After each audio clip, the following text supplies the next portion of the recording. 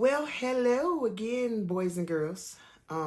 Yes. If you wanna touch my please use caution. Cold like 0 degrees. I'm out the cage, gotta let out the beast. Revolutionary, gotta let out the streets. Locked in a cage, I'ma let out the. Wake up, get out the sheets. We came for one man, forget my peace. You take the west, I'll take on the east. I'ma put him in the cage, never let out the. Yeah, I hear him chat to the noise. Move too quick, can't stop for the talking. I hear him chat with the boys. Man's so tough, but man's keep walking. Yeah, just too sharp with the prize. White girls, let her tell me I'm.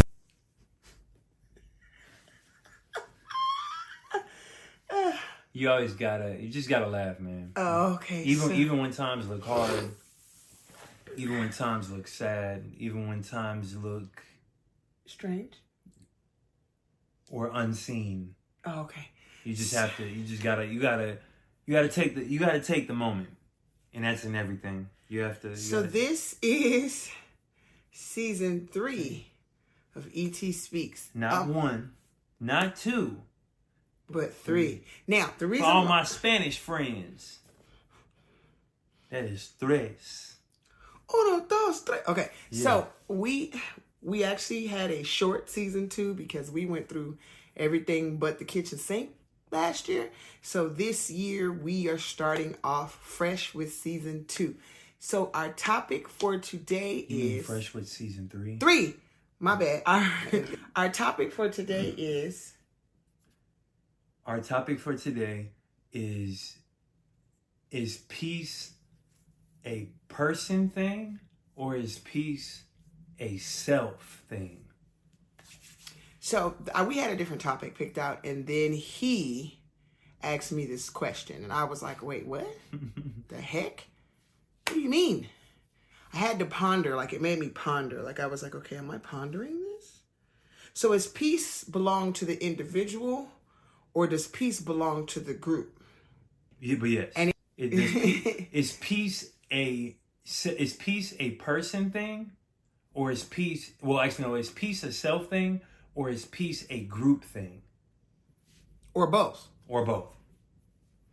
So at some point, the definition of peace is gonna come from somewhere. So the definition of peace, and I'm gonna get into that, is a noun. Freedom from disturbance or tranquility. The second definition is a state or period in which there is no war or a war has ended.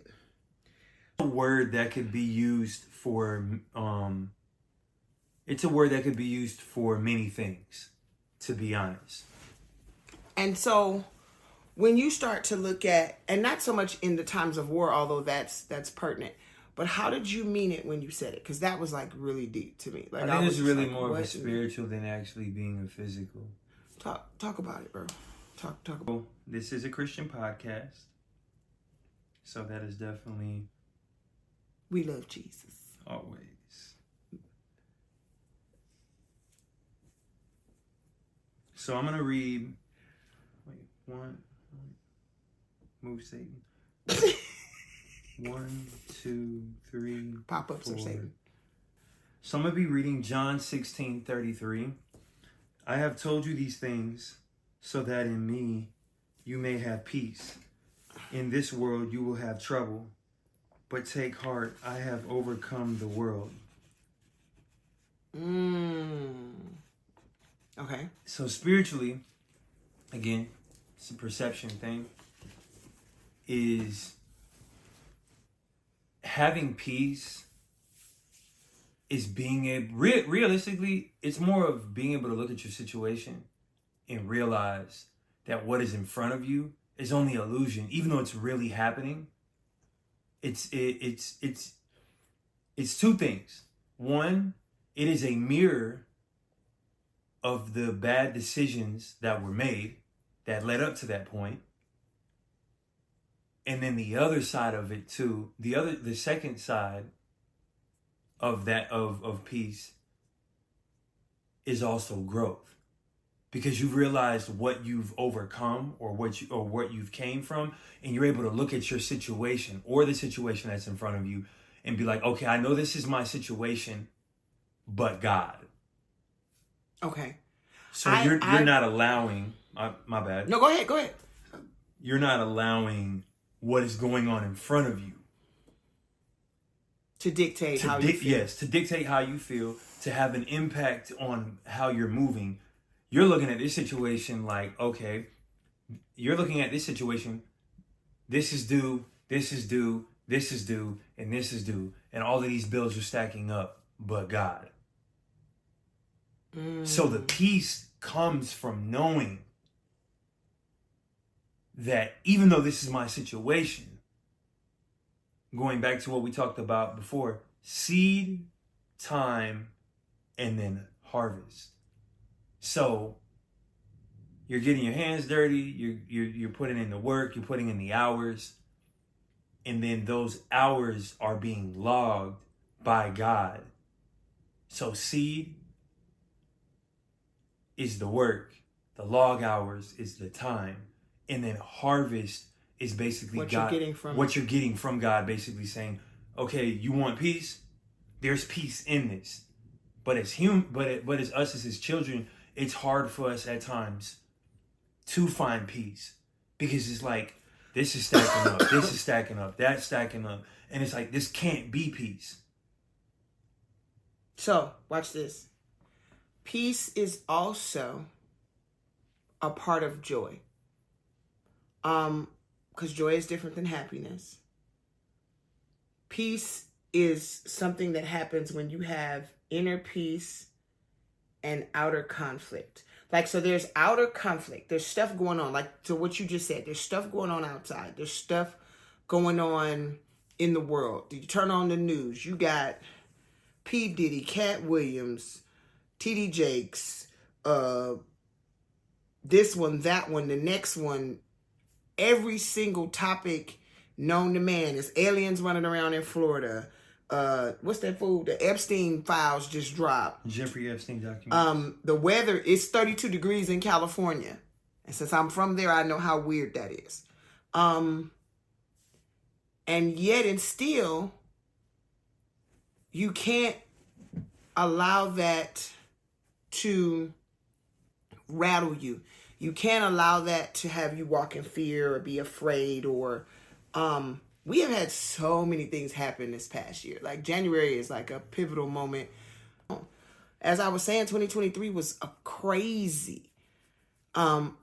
We had to move. We were trying to help a family. We were it was some disobedience that went on. So because of those disobediences, there were consequences, and the entire time you still have to say, what'd you say? But God. Yeah. And yes.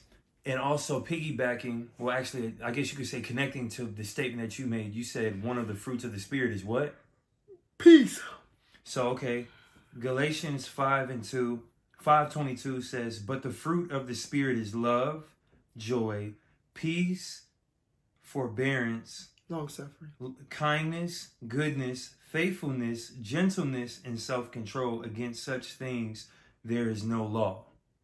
So in other words, there's nothing against any of those things. There's nothing that says that you're not supposed. So, and to talk about the Christianity part of it is one thing, but then to also talk about just in general. We look out at everybody else and they don't have any peace. But then we look in the church and our fellow Christians don't have any peace either. So it's like, if we're panicking, if we're backbiting, if we're up against everybody, if we're up against each other, the world is supposed to be able to look to us and say, oh, okay, even though all this stuff is going on in the world, they are still okay. They're still tranquil. They're still peaceful. They're still okay, even though all this other stuff is going on in the world. Why? Well, why? Because we have Jesus. And because Jesus says in Philippians. No, it's not Philippians. Look up, be anxious for nothing. Be anxious for nothing. Scripture. Philippians 6-7. New King James, King James versions. King James Version. Be anxious for nothing, but in everything by prayer and supplication with thanksgiving. Let your requests be made known to God in the peace of God, which surpasses all understanding, will guard your hearts and minds through Jesus Christ. So, like, all the people out here that we talk to, like, we're talking to our audience. We have 223 followers. Shout out to our 223 followers. We are so excited. All of this is for y'all. I mean, it's organic to us because it's like we're giving you an extension of who we are, basically. Right.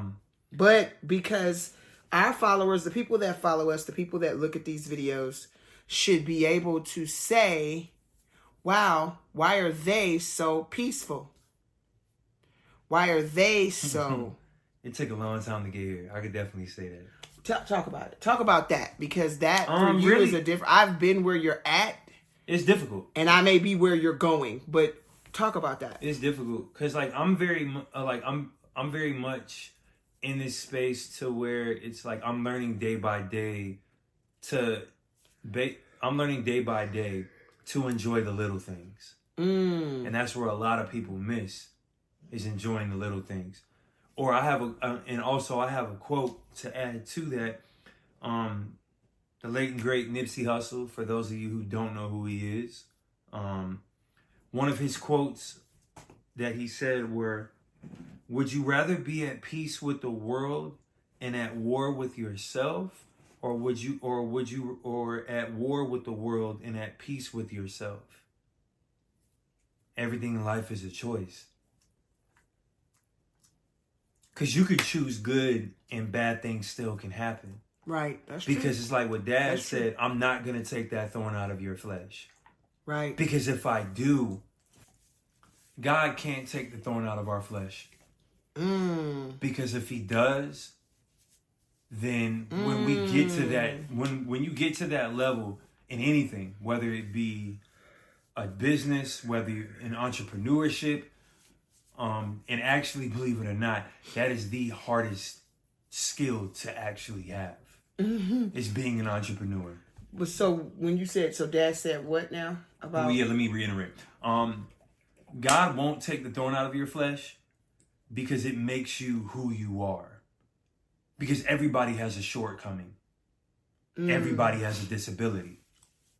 Whether it be mental, whether it's mental, whether it's physical, whether it's spiritual, whether it's emotional, whether it's all in one, whether it's one that you know that you're very good at hiding, that you don't want people to know. Okay. Because a lot of us as Christians, we wear masks. And a lot of the lack of peace, especially in our community, it be us. It don't be God. No, it's what we're trying to hide. Or we're trying to fit it. We're a circle trying to fit into a square.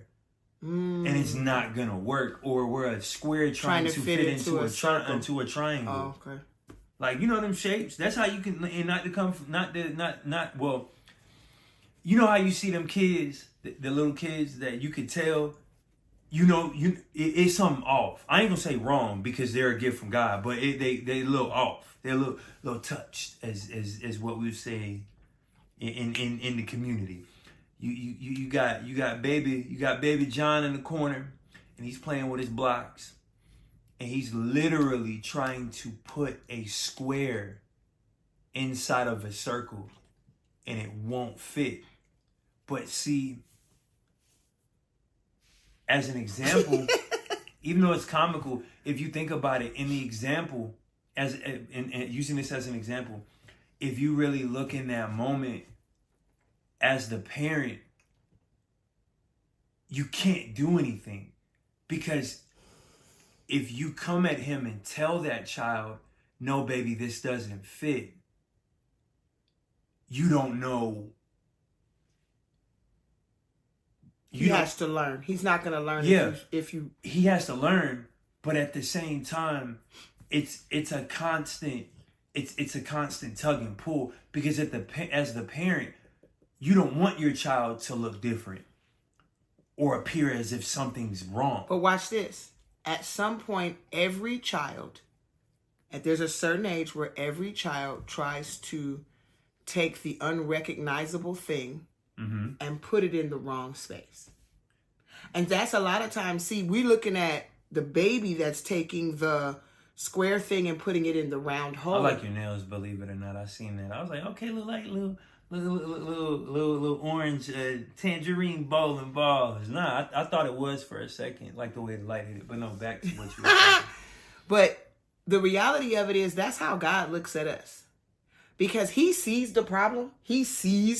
He already knows what the solution is. He just wants to see what we're going to do. And we're taking square pegs and putting them in round holes. And he's like, okay, baby, but I gave you the word. I gave you a pastor. I gave you some apostles. I gave you a teacher. I gave you the Holy Spirit. I gave to you, help direct you so that you could be at peace. I gave you everything. God literally, and to sum that up, God literally has given us everything it is that we need. If you're under a leader and you feel like you're not learning anything from that person, that is one of those moments as being up under that person. Not only should you pray for yourself, but you should also pray for that leader and ask God to guide that person. Like God, can you please, like, I don't understand. What is this? Am I at a point where I need someone new? Am I at a point to where I need to, there's a journey that I'm supposed to be doing? Wow. What's going on? Because I feel fed, and I'm not trying to talk over you. No, you're good. I feel I'm getting the food, and I'm sitting down at the table. I'm grabbing my plate. I'm going through the line. I'm at a buffet. I get my food, I sit down, I get ready to pray, and then after I'm done praying and I get ready to eat, I eat one plate. Okay, that was great. Now I'm almost 4 to 5 plates in, and I'm still hungry. Like, what is going on? And so when you get to that point in your life, and because this journey, especially the spiritual journey, is all about feeding your spirit and your soul, and then growing from that. So it's like these points of growth. Like I remember I used to watch, and no offense against any pastor that I'm getting ready to name, but I used to watch Texas. He's got a church in Texas. Not T.D. Jakes, but the white guy. Joel Osteen. I used to watch Joel Osteen because I thought he was really nice. He had a nice voice. He was very inspirational. And then I stopped watching Joel and I started watching T.D. Jakes. Then I stopped watching T.D. Jakes and I started watching Benny Hinn. And then I went from Benny Hinn to Jesse Duplantis. And so I started just, as I grew in my faith, I started to watch more seasoned or stronger ministers, or ministers that were going to give me more of the word. Mm-hmm. And so as we grow and as we mature in our faith, we're going to be hungry for a greater level of the anointing. We're going to be hungry for a greater level of, and sometimes it's not your pastor. Sometimes it's you. Sometimes you need to study more. Sometimes you need to go and acquire books, because the Bible clearly says, study to show thyself approved. A workman need to be not ashamed, rightly dividing the word of truth, which means sometimes you need to... You got to take that extra step. Right. You have to take those extra steps to enhance your learning, your knowledge. And then the other thing, too, that you also is good to do, it's also good to study different religions. Because if you're having a conversation with someone, and if God has put it on your heart to go out and win souls or save souls, how can you not manipulate? Not that. But how can you have a conversation with a person of another religion or belief system and you don't know your own word? Because if they say to you, well, you show me why your God is this and why your God is that, or you show me evidence on you show me evidence and why God on how God is real. Why I shouldn't be a Buddhist and I should be a Christian, or why I should not be a Muslim and I should be a Christian, or why I should not be a Hindu but I should be a Christian. So you need, and not necessarily study like you trying to go in depth, but you at least need to know some information about these other religions. Okay, what are their practices? Right. What is their belief system? What is their rules of engagement? Because if you don't know, you're literally... And a lot of times I've had it happen where you go to talk to somebody else and they eat you alive. I remember having a conversation, this is years before I met my husband. And I was having a conversation with this atheist dude, but he used to be in the church real heavy. And he ate my lunch. When I say ate my lunch, he ate my lunch. And I finally had to change my tactic on how I came at this guy. But it was like, you think about it, if I didn't know my word or where I was at in my faith, because I was young in the faith, and where I was at in my faith, I had no ammunition to fight because I had not studied, I had not read enough, I didn't know enough. It was stuff he was throwing at me because he grew up Catholic, so they have a whole bunch of stuff that they learn that we don't necessarily always talk about. And he was throwing stuff at me, and I was like, what in the, how many laws are in the Bible? There's 660. The 10 Commandments are not the only laws in the Bible. I mean, he was hammering me.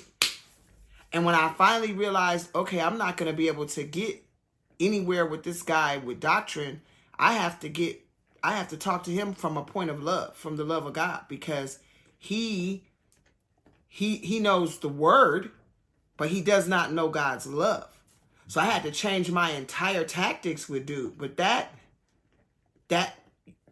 you have to go to God, you have to pray, you have to search it out. Okay, Lord, help me to be knowledgeable enough to be able to talk to the atheist, to be able to talk to the Muslim, to be able to talk to the Catholic, to be able to talk to everybody and anybody that comes into my space. So we're going to sum this one up, okay? We're going to sum this up because our initial question was what? Is peace a person thing or is it a group thing? And I think it's both. I think it is both an individual thing and it is a group thing. Now, like for example, we're married, but I am not necessarily responsible for his peace. Now, there's a saying. She's a part of it, but Yeah. she's not. And I think, to be honest, in that space with that statement, because it can go very different. It can go multiple ways. Excuse me. I think peace starts with self and then becomes a group. Because everybody has to tear back those layers. That's good. Because then if you think about it realistically, That's like chicken. Peace is like an onion, and it has layers. And that's what a lot of us as Christians don't enjoy doing. Okay, so I'm going to refrain from making the Shrek jokes. Oh, because it's like layers. Layers. But yes, yes. And you know what? And I was, so he said what I was going to say. So what I was going to say was, they say in marriage that in a relationship that you're supposed to be his peace. But if I am only his peace, then who is my peace? So we need to be each other's peace. Or, well, God being the center and then right. us being But what I was going to say was, it goes greater than that. It is bigger than that. It is more than that. Because if the Holy Spirit is your peace, right, then it would be easy to take from him, because that's one of the fruits of the Spirit is peace. So if I take that peace and we share the peace of God, right, then it becomes a group thing, because anytime we take our peace, right, and we go around other people, that should be contagious. Like we should have people say, we love when y'all come around, or I love when you come around, because it's so peaceful, because I feel the peace of God. And that's where it becomes a group thing. So it starts with you on the inside, and then it has to spread to everybody else. That is true. You rock this topic, bro. My guy. So, please look forward to more of us. Yes. From this space. We are excited. And we do this all for you guys. Because without God and you guys, none of this could be possible. So And so, and we're building. We are definitely building our channel. We're building our followership. And we are building the relationships that we have with our audience. And so we love y'all. Peace. Love, peace, and hair grease. Yes. We out. Oh.